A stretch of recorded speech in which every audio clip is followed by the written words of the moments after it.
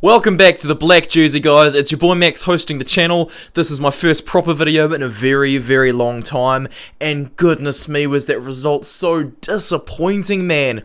Ireland have beaten us by 9 points for only the third time in their history, and perhaps more annoying, it's their third time beating us in 5 years. And the main conclusion I want to take away from this game is that I was right about Ian Foster. I knew that the results against Australia, Fiji, Argentina and so on weren't really going to provide too much context into how he's going to go as a head coach, and I knew the biggest tests of his coaching career as the head of the ship would be against South Africa and the Northern Hemisphere nations classed as Tier 1, and goodness me, am I surprised that Ireland beat us. I thought the Irish were going to go downhill this World Cup cycle, but that has proven false, and Andy Farrell has done a very good job as the Irish head coach. In this game, I'll review kind of what happened throughout the match, and I'll give a couple thoughts of mine as we go throughout this review. So let's hop into the review, and it starts with the second minute where the Irish hold possession and reach the All Blacks 22 before Ethan Blackadder wins the turnover. This results in the first scrum. Beauden Barrett throws a pretty bad pass, and Ardie Savea knocks on after we hold possession for a wee bit. Interestingly, I've actually never seen Savea drop a ball before. The scrum then ends up getting reset 3 times before Bodie gets a kick away. He's very lucky that Ireland knock on. Ireland get possession for the next wee bit before advantage ends, and Andrew Conway gets penalised for tackling Jordie Barrett in the air. Jordie Barrett then gets very close to scoring a try very closely after that, after Will Jordan makes a great offload to him. The Irish unfortunately get the turnover 5 metres out from the try line, and the ball is kicked into touch. Try-saving tackle by Gary Ringrose. I think his defence has come a long way since his debut back in 2016. Gary Ringrose had a very good game for Ireland. Johnny Sexton then later makes a chip kick to Andrew Conway, who unfortunately knocks on. However, it turns out Cody Taylor makes a late hit on Sexton. His shoulder ends up coming into Sexton's head, and he was very lucky just to get a yellow card for that. Cody Taylor, apart from a few minutes later, wasn't really that good throughout the game. This 13th minute yellow card to Taylor was quite costly for us. Sexton kicks for touch though, and he doesn't choose to take the 3. They turned down quite a few shots at goal in the first half, so thank goodness for that, because the scoreline could have been much bigger if Ireland didn't kick for touch so much. Their driving maul goes ahead. They end up picking and going for a few phases before that fails to work, so they end up passing wide to James Lowe, who ends up scoring the opening try against his nation of birth, New Zealand. James Lowe failed to make the All Blacks because of his bad defence, but this time his defence was actually pretty decent, which surprised me very much. Sexton fails to convert, so the scoreline's 5-0. Ireland's counter-ruck, but the ref incorrectly penalised them, and Jordie Barrett takes the penalty kick to get the score to 3-5. We are behind, unfortunately, and Sam Whitelock knocks on the kick-off, so that's definitely beneficial to Ireland. Dane Coles comes on as a replacement for Ethan Blackadder after Whitelock knocks on, as Taylor is yellow carded, and you've got to have a specialist front rower in there at all times. Beauden Barrett in the 22nd minute is then subbed off for an HIA, and he never returns to the field. I was very sad to see Richie Mo'unga leave his mullet away though. I loved his mullet, so rest in peace to that mullet. It's basically all gone. It's much shorter now, and the game gets reset, of course, with an All Blacks scrum feed. We go blindside and we pass to Jordan through Ardie Savea, but Caelan Doris, who was later named man of the match, gets the turnover. He had a fantastic game. I'm very surprised to see Caelan Doris being used at 6, but goodness me, was he fantastic. Porter and Furlong then demolish the scrum. Ireland's kick for touch, and Taylor and Blackadder come back on in the 23rd minute. Ireland's take many phases at the line before Savea gets a turnover in the 26th minute. Will Jordan kicks for touch and cleans the ball, but unfortunately it doesn't go out into the touchline. Ireland run back into our half. Ireland make it into our 22 before Cody Taylor gets the turnover. Will Jordan and then kicks for touch once again. Ireland get the line out off us though, and they did this many a time throughout the match.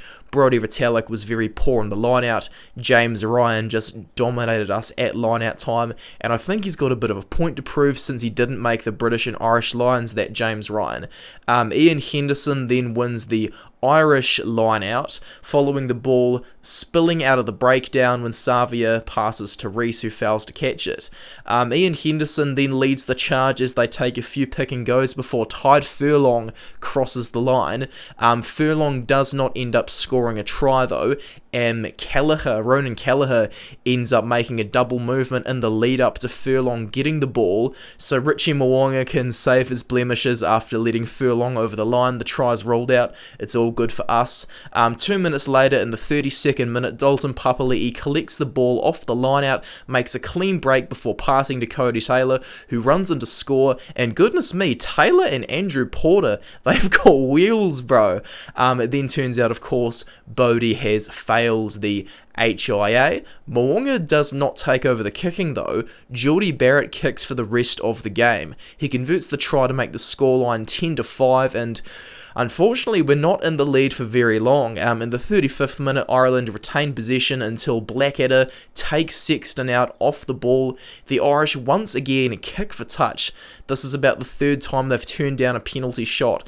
In the 38th minute, they hold possession for a very long time. They run 15 phases before Sam Whitelock wins the turnover.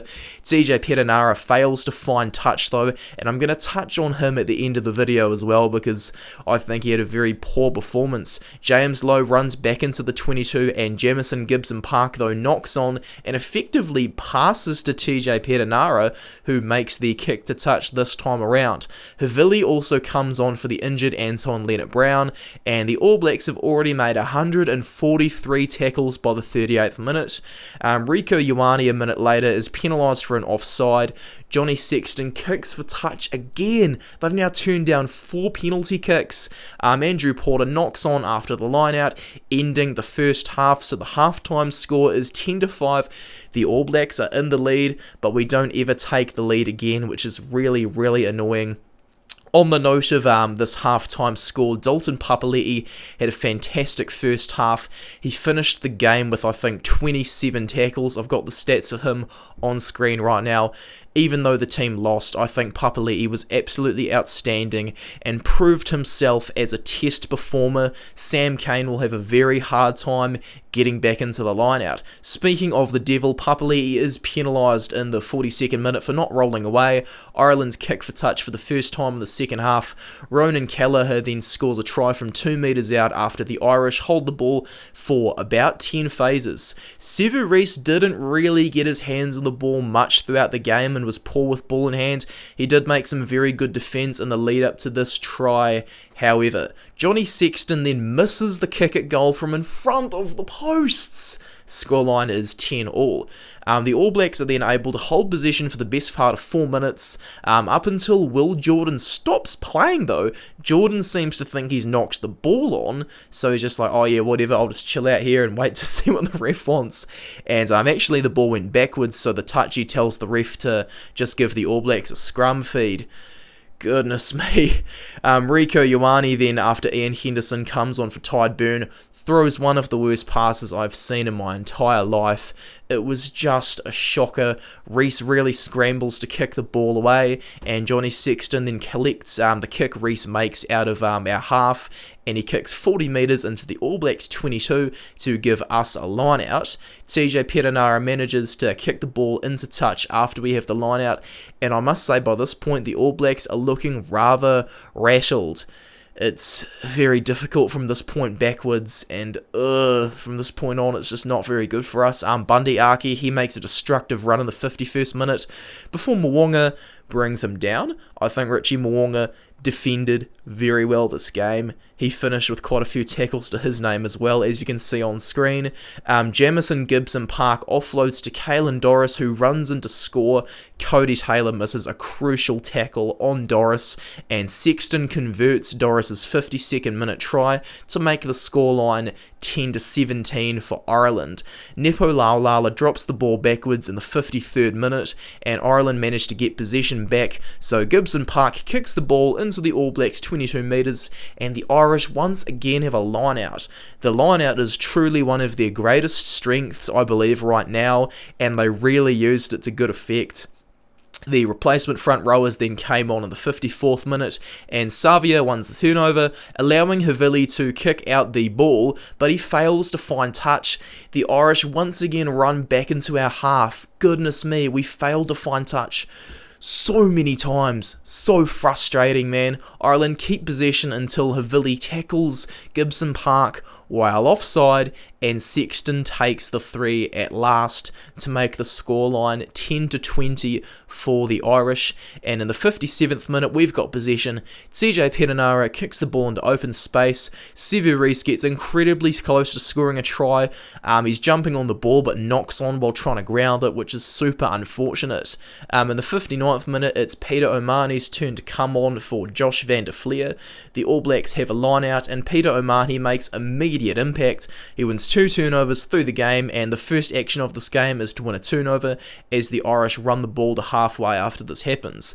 There's a lot of kicking after O'Mahony comes on, and Gary Ringrose of all players, yes, Gary Ringrose, kicks the ball out to give the All Blacks yet another line out. Akira Ioane comes on for Ethan Blackett and makes a bit of impact, and Will Jordan eventually chips a kick over Gary Ringrose's head. Will Jordan offloads away to Rieko Ioane, who had a bit of a mixed game, if I'm being totally honest. Probably one of Rico's poorer performances this year.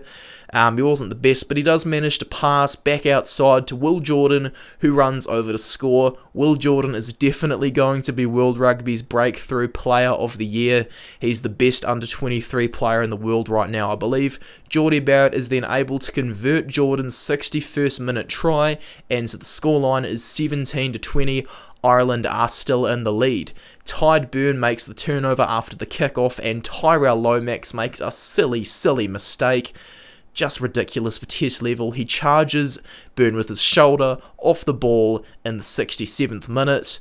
Goodness me, Sexton then gets subbed off for an HIA, which leaves Joey Carberry to take the kick. Sexton does not return to the field, so it's both of the starting first fives who finish the game with a concussion. Not very good. After Carberry kicks the penalty, this means the scoreline is 17-23. Ireland are still in the lead, of course. Andrew Conway attempts to make a turnover in the 66th minute on Rieko Ioane after smashing him in a tackle. Conway is penalised though. His technique is pretty darn bad. It's just terribly illegal. No matter for Ireland though. Peter O'Mahony wins his second turnover. Sorry, no, he doesn't win a second turnover. I wrote my notes wrong. He tries to win the turnover offside from 5 metres out, and Akira Ioane then ends up running over the try line. Unfortunately, though, while we've got advantage, and Akira Ioane runs the ball over the try line, oh man, Rieko has passed forward to his brother, so the try is ruled out. Oh, no wonder I'm stuttering so much. That was so frustrating because it was such an easy pass. You know, Akira Ioane had so much space in front of him, and Rieko just botched it, man. The ref made the correct decision to rule out the try, but luckily, as I said, we had advantage. Jordie Barrett chooses to take the 3, so that means the scoreline is 20-23. Ireland are, of course, still ahead. Richie Mo'unga in the 72nd minute tries to pick things up. He gets a knock-on off Jack Conan and passes to Tui Nukuafi inside our half. Unfortunately, though, Tui Nukuafi drops the ball while we've got the advantage. So, yeah, not too good. Andrew Porter and TJ Perenara, while I note this, were still on the field by this point, outstanding for a prop to go into the 72nd minute. Meanwhile, Brodie Retallick and TJ Perenara stayed on the whole game because Finlay Christie and Tupou Vaa'i did not come on, and that's really sad to me. It shows a real lack of faith in them from the coach in a hugely important game. 73rd minute, Ardie Savia carries forward to release David Havili, who makes a clean break. Havili goes wide to Rieko Ioane, who concedes the turnover to Peter O'Mahony for his second turnover.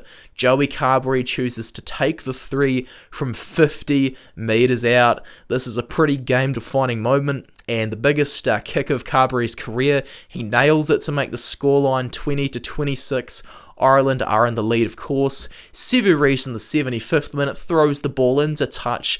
Terrible communication between him and Rieko Ioane. It's clear the All Blacks are not there mentally by this point, and the Irish, of course, get the line out. We manage to get the possession back, though, because they take too long to set it up.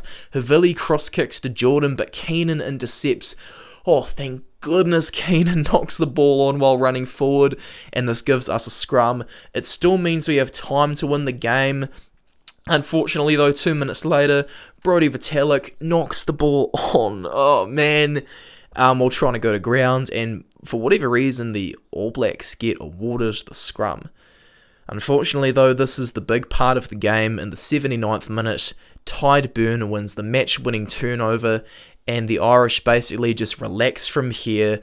Carberry kicks the penalty to make the final score 20-29, and they name Caelan Doris as man of the match.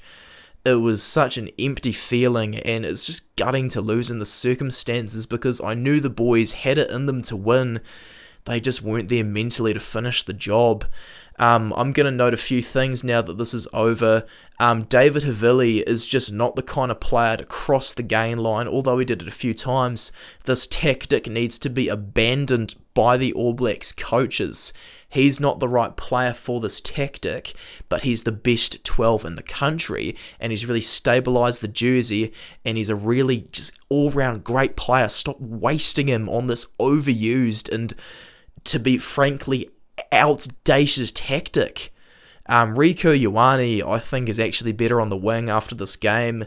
He made too many communication errors at centre, and if I'm being brutally honest, it's time for TJ Perenara and Brodie Retallick to retire their spent forces. I'm not trying to offend anybody, but from an objective standpoint, the best of their career is behind them. And goodness me, it's just for the best of the team that we get rid of these guys. You know, they are experienced players, but there's plenty of others we can rely on. They just weren't there. They looked exhausted, and they just looked like their bodies were failing on them. Finlay Christie would have added a lot of impact off the bench, as would have Tupou. These guys are very young and enthusiastic, and they would have risen to the occasion. Vai's done it many times before, at test level and for the Chiefs. Sam Cane's going to find it hard to get back in the team as well. Dalton Papali'i was absolutely outstanding. Sam Whitelock made some great decisions as the captain as well. And Mo'unga has proven to his doubters that actually, yes, he can tackle, and he's bloody good at it. So next week is going to be another big test for us against the French. Luckily, that one is at 9 AM though, so I don't have to get up at 3:45 for this one.